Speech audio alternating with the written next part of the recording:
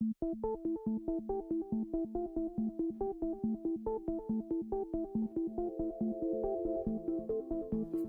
and welcome to my podcast series, The New Abnormal, which looks into now, next, why. I'm Sean Pillot de Chenecey, a futurist and strategy consultant who works for governmental, academic, corporate, agency and NGO clients. I've spent 20 years working on catalytic international projects across a wide array of sectors. Along the way, I've been lucky enough to have met some amazing people, from psychologists to activists to creatives. Some of them are guests in this series, along with an array of other fascinating individuals.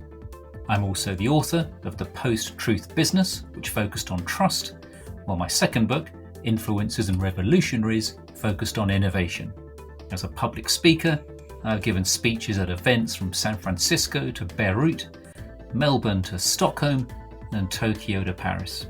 So I hope you enjoy this podcast, and I'll now introduce my guest.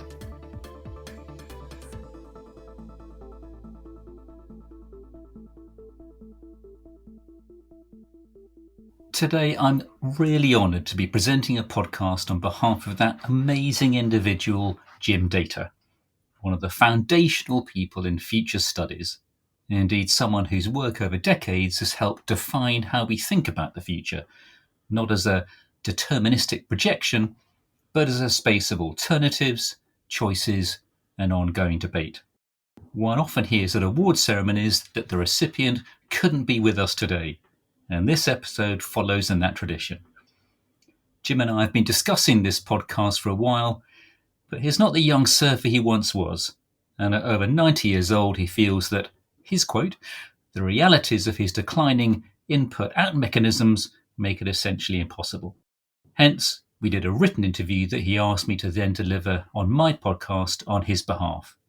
I have to say it's a fairly daunting thought, and my number one priority is to make sure that I'm delivering his thinking in an appropriate manner. I'm going to split the podcast into 5 distinct sections for easy navigation. Section 1, I'll cover Jim's background. Section 2, an introduction to his latest book, Living Make-Belief, Thriving in a Dream Society, which is published by Springer and part of the Anticipation Science series, which encompasses natural, formal and social systems that intentionally or unintentionally use ideas of a future to act in the present, with a broad focus on humans, institutions and human-designed systems. Their aim is to enhance the repertoire of resources for developing ideas of the future and for expanding and deepening the ability to use the future. In section 3, I'll cover Jim's perspectives on some other areas of futures thinking. Section 4 will be a deeper dive into some of the specific issues that he covers in his latest book, Living Make-Belief. And then section 5 will be a summary. So, section 1. First of all, I want to give an overview of this extraordinary individual who's led a quite extraordinary life and has had a quite extraordinary impact on futures thinking. Indeed, I believe one would struggle to find someone else who could today be genuinely given the title of the world's leading futurist. And although Jim is far too self-effacing to bestow that title on himself, although it's an accolade he thoroughly deserves, it's entirely apt, as he's one of the great architects of futures thinking who's shaped the perspectives of generations of students, scholars and policymakers around the world. His career has been a lifelong invitation to think differently about tomorrow, with his intellectual rigour and curiosity expanding what it means to study the future. Regarding his academic background, let me summarise. Professor Emeritus and former Director of the Research Centre for Future Studies, Department of Political Science at the University of Hawaii, he more or less invented future studies during his time teaching at Rikyo University in Japan from 1960 to 66. He then introduced the first undergraduate course on the future while teaching at Virginia Tech in Blacksburg in 1967. In 1969, he went on to the University of Hawaii specifically to teach graduate and undergraduate futures courses. In 1977, the department instituted a master's degree specialization in alternative futures, which has been pumping consultant futurists into the world at a modest rate ever since. He's also taught at the University of Toronto, and the Inter-University Consortium for Postgraduate Studies in Dubrovnik, Yugoslavia, been core lecturer, Space Humanities, International Space University in Strasbourg, France, adjunct professor, Graduate School of Future Strategy at the Korean Advanced Institute of Science and Technology, Daejeon, Korea, and is former president, World Future Studies Federation. In the podcast, we agreed to mainly focus on his latest book, in which Jim illuminates his ideas about the past, present, and futures of modes of communication and social change. In it, he shows how changing modes of communication, from the emergence of speech to writing to the printing press to audio-visual, electric and electronic comms technologies, have changed both the way and content of what we think and communicate. Jim spends a lot of time in the book explaining President Trump in this context and how humans might be moving toward a fully post-literate society that abandons the dead end of human language and returns to bioelectric signaling. Through his pioneering work in developing the Manoa method of alternative futures at the Hawaii Research Center for Future Studies, which, as mentioned, he founded nearly 50 years ago, he created a living laboratory of ideas, one that encouraged open inquiry, critical debate, and above all, imagination. His 4 archetypes of the future, a model that explores growth, collapse, discipline, and transformation as generic scenarios, remain foundational tools in future studies, influencing disciplines as diverse as design, policy, business, and education. His books include Beyond Identities, Advancing Future Studies, What Future Studies Is and Is Not, and A Noticer in Time, in which he says that future studies is the study of change and of our power to choose the kind of change we most prefer, and where he, for example, describes how a futurist must both be a noticer, aware of weak signals, emergent phenomena, and a shaper, willing to engage in normative work and always adaptive and responsive to new signals. It stands as a monument to intellectual clarity and moral purpose. Other publications have included Mutative Media, Non-Killing Futures, Social Foundations of Space Exploration, and Democracy and Futures. Throughout these writings, he emphasizes that futures thinking is not about prediction, but about possibilities and preparation. Not about what will happen, but what could happen and what should. Linked to that perspective, I must mention his friend, the late, great Eleonora Massini, who believed that most future studies approaches are grounded in Western philosophical concepts, particularly those of Locke, Leibniz, Hegel, and Kant, and who wrote of Jim's great contribution to future studies and future studies education, saying he started teaching in the 1960s and taught many of us a great deal about future studies and about teaching in the area. Here, for context, I'll also briefly mention the book Advancing Futures that he edited, and which depicts future studies not as a stale intellectual product of the 20th century, but as a vital harbinger of intellectual perspectives of the 21st. In his answer to the question, what is future studies, he describes how experts in the field agree that future studies does not try to predict the future in the sense of saying precisely what will happen to an individual, organization, or country before it actually happens, even if they may have gone into the field with that belief. But none of those whose views he assembled in that book believed in prediction in that sense anymore at that stage in their careers. Though some feel they have theoretical understandings and rigorous methodologies that enable them to forecast strong tendencies, or even soft predictabilities, with considerable confidence, most of those authors insist, as Jim does, on the reality of alternative futures rather than a single the future, concluding that the future is fundamentally plural and open, an arena of possibilities, which is what the French term futurables is intended to capture. Regarding thinking about the future, in essence, Jim distinguishes between predicting the future and forecasting alternative futures. And as he notes, at the very heart of future studies is the assumption that the best way to predict the future is to create it. As for the past, he says, all humans are futurists. But future studies, as it exists now, had its origins just before World War II and most clearly immediately after. Of course, we must note that futures thinking has been crucial throughout history, from ancient Greece to the Maya, Aztec and Egyptian civilizations, and involving philosophers from Heraclitus to Plato to Rousseau to Marx, and those such as Roger Bacon, Copernicus, Newton, Malthus, Darwin, H.G. Wells, Huxley, Orwell, Kahn, Toffler, and of course so many more. As for today, Jim's influence continues to ripple outwards through his students who now teach futures in dozens of countries, through policymakers who apply his frameworks to guide decisions in turbulent times, and through the enduring culture of inquiry he helped to build. His legacy is not contained in a single book, theory, or institution. It lives in the global community of futurists who continue to carry forward his spirit of curiosity, courage, and ethics.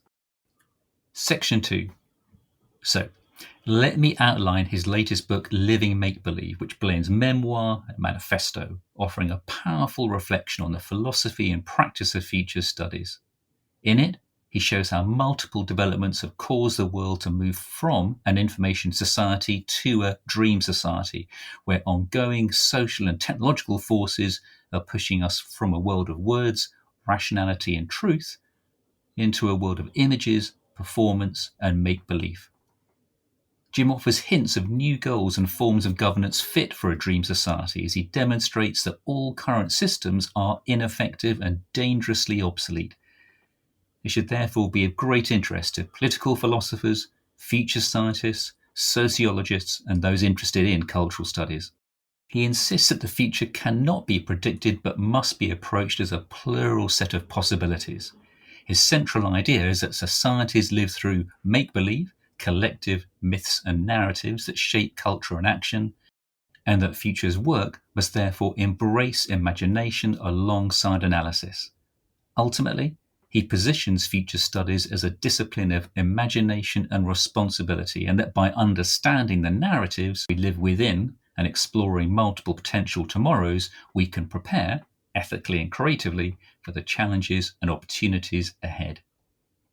I asked Jim why he found the views of Ernest Sternberg, who wrote The Economy of Icons, and Rolf Jensen, who wrote The Dream Society, so compelling.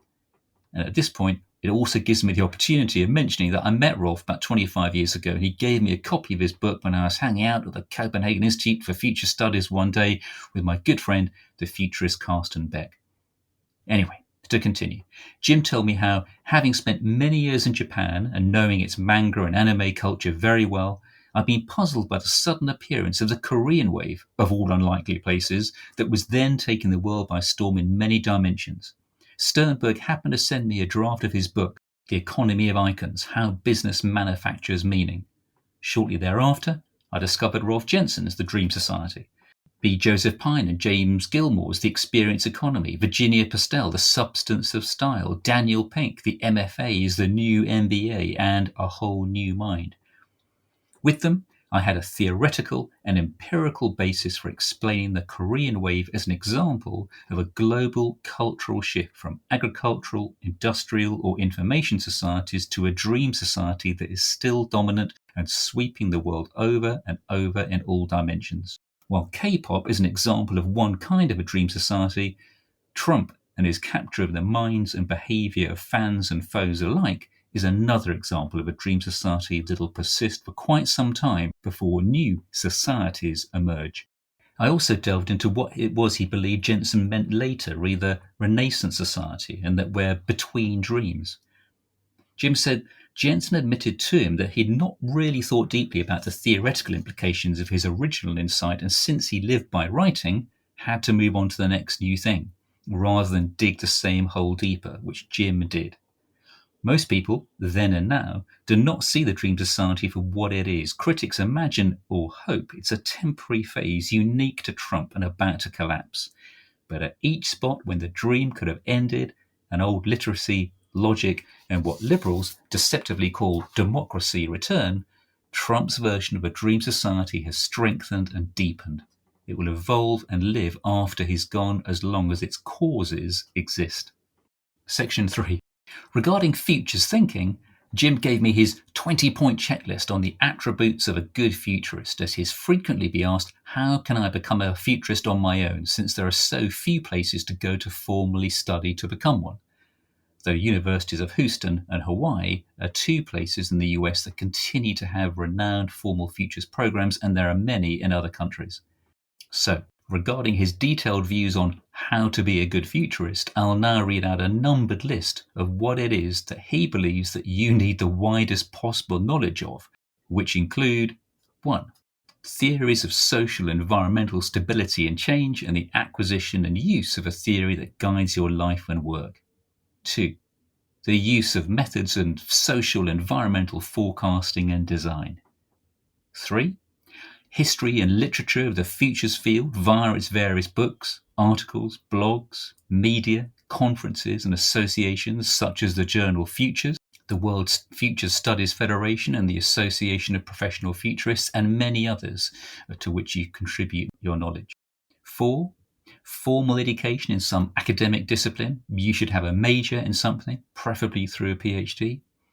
5. Prehistory, history, and present condition of diverse cultures and civilizations and their subsystems. You must know more than one culture, and thus more than one language, intimately, especially in relation to identity, class, ethnicity, and gender. 6. All aspects of all the social sciences. 7. Current and emerging developments in the natural sciences and their emerging subdisciplines and transdisciplines, including evolutionary systems theory, chaos theory, and neurosciences. 8. Challenges in energy, water, food, demographics, and climate change. 9. Familiarity with developments in engineering, especially electronics, genetics, nanotechnology, artificial life, artificial intelligence, and new materials, architecture, and space sciences, and in their applications. 10. Familiarity with economics, management, entrepreneurship, leadership, finances, especially beyond capitalism, industrialism, or mere sustainability. 11. Familiarity with law, planning, and design, especially design. 12. Familiarity with philosophy, ethics, morals, and religions, and certainly the ethical discourse of as many different traditions as possible. 13. Familiarity with the arts and humanities in its many modes and within many different cultures. 14. An active awareness of aesthetics and the aesthetic element in all aspects of life, a continuing experience of aesthetic expression in some or preferably many modes. 15. Creativity, imagination, the willingness to think new thoughts, to make unmade connections, to be ridiculed, laughed at, and to laugh at yourself. 16. The ability to synthesize, combine, invent, create. 17. The ability to communicate effectively in many modes and to look, listen, sense, and learn diligently and continuously. 18. A willingness to be politically active, to test out new ideas on yourself first while trying actually to create a better world or some portion of it. 19. Ability to try to anticipate the consequences of actions before you act, but also the willingness to risk failure and to learn from mistakes and criticism. Indeed, to seek out and provoke criticism, but to keep trying to do better and constantly to relearn what better might be. 20. An insatiable curiosity, unbounded compassion, incurable optimism, and an unquenchable sense of humour and delight in the absurd.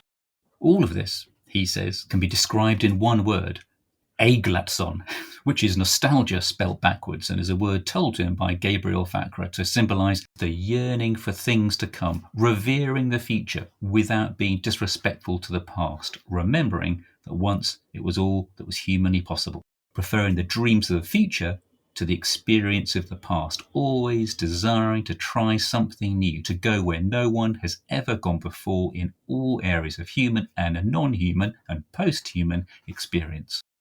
Is it possible for anyone to do that?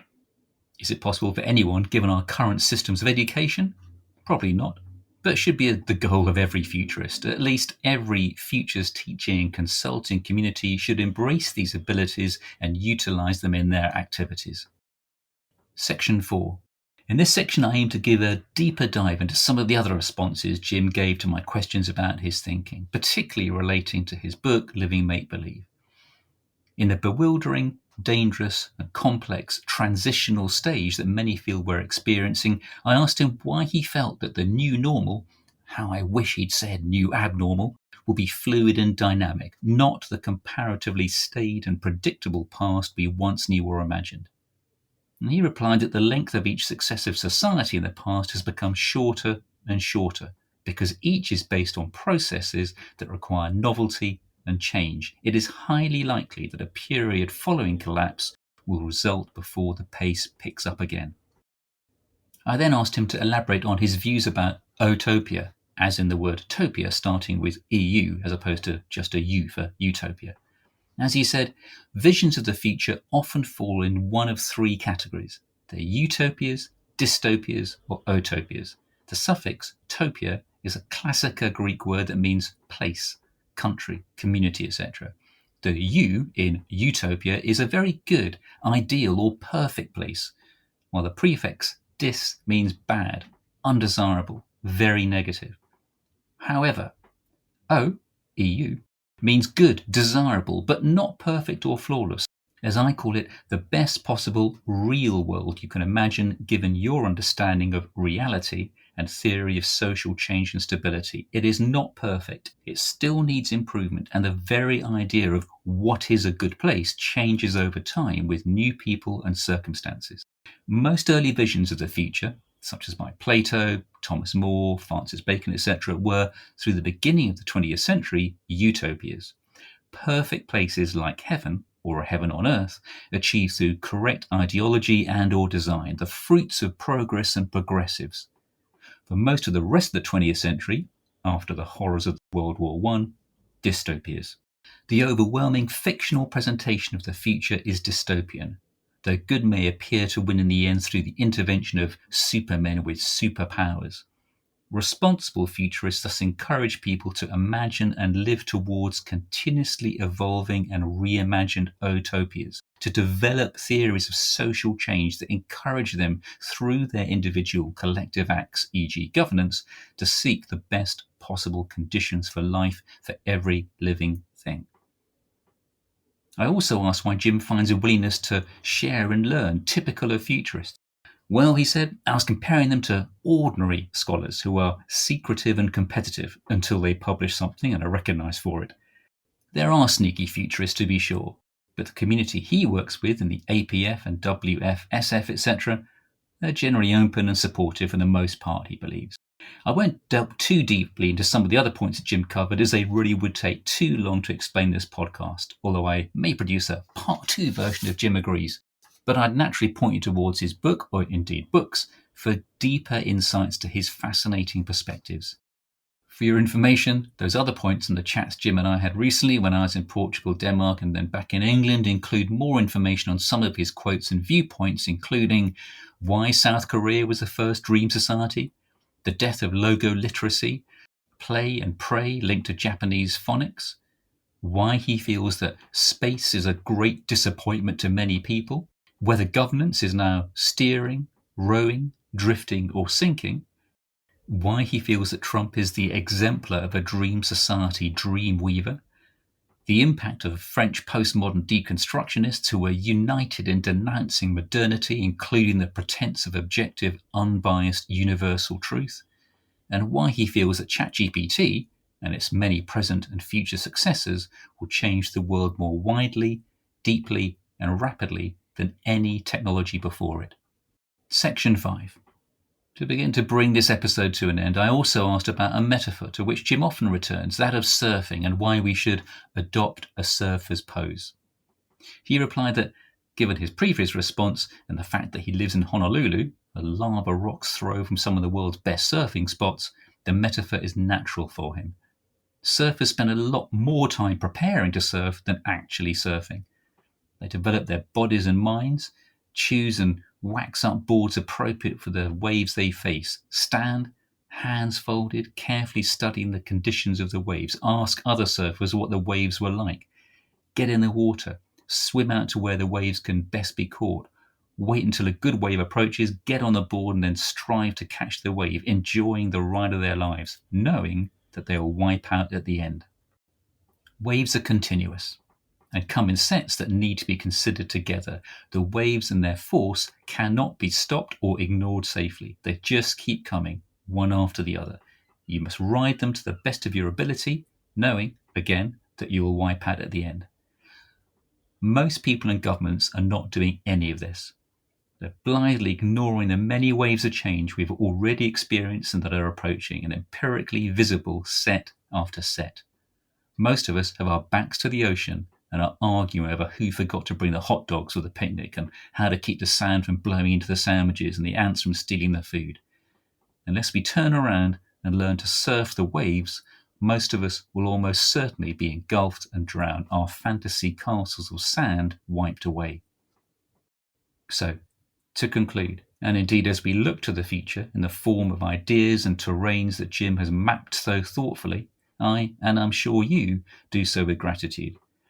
Gratitude for his intellect that over many years clarified complexity, for his writings that seeded possibility, for his teaching that empowered imagination, and for his empathy which reminds us that every future worth striving for must begin with humanity.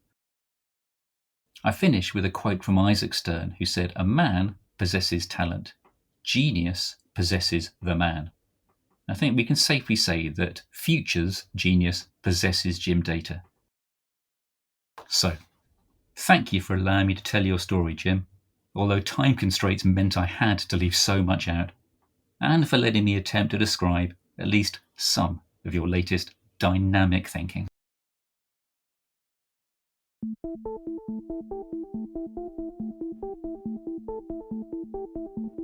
Thanks for listening to that episode of the New Abnormal podcast. Just so you know, the issues discussed in these podcasts also link to my speeches. Check out seanpillot.com for more details. And for information on my ongoing research, check out brandpositive.org.